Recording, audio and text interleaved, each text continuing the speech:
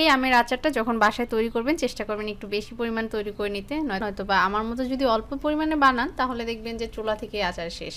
এটা এতটাই মজাদার একটা আচার আর এত সহজ এই আচারটি, একবার তৈরি করে সংরক্ষণ করে দিতে পারেন সারা বছর জুড়ে। খুব সহজে এটা তৈরি করে নেওয়া যায় আর খুবই অল্প উপকরণে এটা তৈরি করে নেওয়া যায়।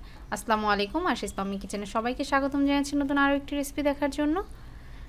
আমের এই আচার তৈরি করে নেওয়ার জন্য আমি এখানে 1 কেজির চেয়ে কিছুটা কম পরিমাণ আম নিয়েছি আর আমগুলোর কিছুটা লাল হয়ে গেছে। আমি কাঁচা আমি এনেছিলাম, তবে ঘরে 2-1 দিন থাকাতে এটা লালচে হয়ে গেছে। তবে এই আচারটা আপনারা কাঁচা আম দিয়েও তৈরি করে নিতে পারেন। আর আমগুলো কেটে ভালোভাবে ধুয়ে নিয়েছি আর আমটা আমি আঁটি সহ কেটেছি, দেখেই বুঝতে পারছেন আমি আমটা কীভাবে কেটে নিয়েছি। এরপর এর মাঝে দিয়ে দিয়েছি 1/3 কাপ পরিমাণ চিনি দিয়ে একটি চামচের সাহায্যে খুব ভালোভাবে সব কিছু একত্রে নেড়েচেড়ে মিশিয়ে নিচ্ছি। এবার এটাকে একটা সাইডে রেখে আমি আচারে যেই মশলাটা দেবো সেটা আগে তৈরি করে নেব। এর জন্য নিচ্ছি 1 টেবিল চামচ পরিমাণ পাঁচফোড়ন, নিচ্ছি 1 চামচ পরিমাণ জিরা, আস্ত জিরাটা নিয়েছি 1 টুকরা এলাচ, 1 টুকরা দারচিনি আর 3টে শুকনো মরিচ নিয়েছি। এবার এই সব কিছু হালকা আঁচে টেলে নিব। এই পর্যায়ে টেলে নেওয়া হয়ে গেছে। এবার এটাকে চুলা থেকে নামিয়ে রেখে আমি আচার তৈরি করে নেওয়ার জন্য অন্য আরেকটি প্যান বসিয়ে নিয়েছি, তাতে দিয়েছি 2 টেবিল চামচ পরিমাণ সরিষার তেল। এই আচারটা তৈরি করার ক্ষেত্রে খুব বেশি সরিষার তেল দেওয়ার প্রয়োজন নেই। আর এর মাঝে দিয়ে দিচ্ছি সে আগে থেকে চিনি মাখিয়ে রাখা আমটা। আর এই পর্যায়ে অনেকটাই পানি বেরিয়ে এসেছে আম থেকে, কারণ চিনিটা গলে গেছে। এবার সব কিছু একত্রে নেড়েচেড়ে মিশিয়ে নিচ্ছি।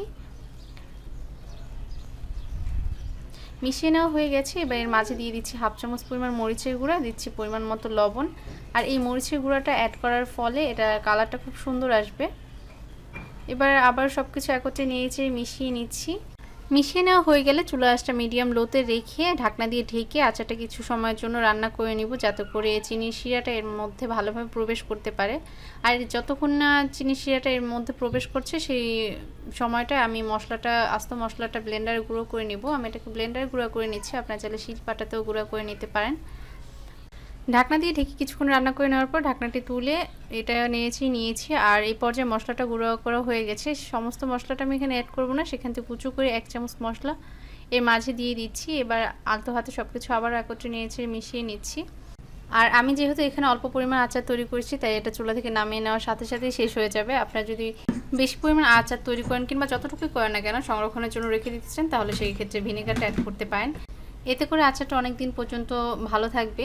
এরপর আমি এর মাঝে অ্যাড করে দিয়েছি কিছু শুকনো মরিচ, ছোট ছোট করে কেটে এর ভিতর বিচিটা ফেলে আমি এর মাঝে দিয়ে দিয়েছি। এতে করে শুকনো মরিচের যে একটা ফ্লেভার আছে সেটা আসবে এবং এটা দেখতে অনেক সুন্দর দেখাবে।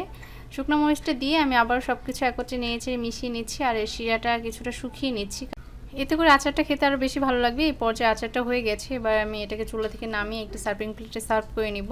আর সংরক্ষণ করে রাখতে চাইলে একটা কাচের বয়ামে ভরে অনেকদিন পর্যন্ত সংরক্ষণ করে রেখে দিতে পারেন। আশা করছি আমার আজকের রেসিপিটা আপনাদের ভালো লেগেছে। যদি ভালো লাগে তাহলে অবশ্যই লাইক, কমেন্ট, শেয়ার করবেন।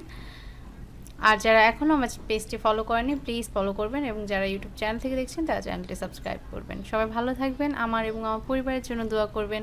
আল্লাহ হাফিজ।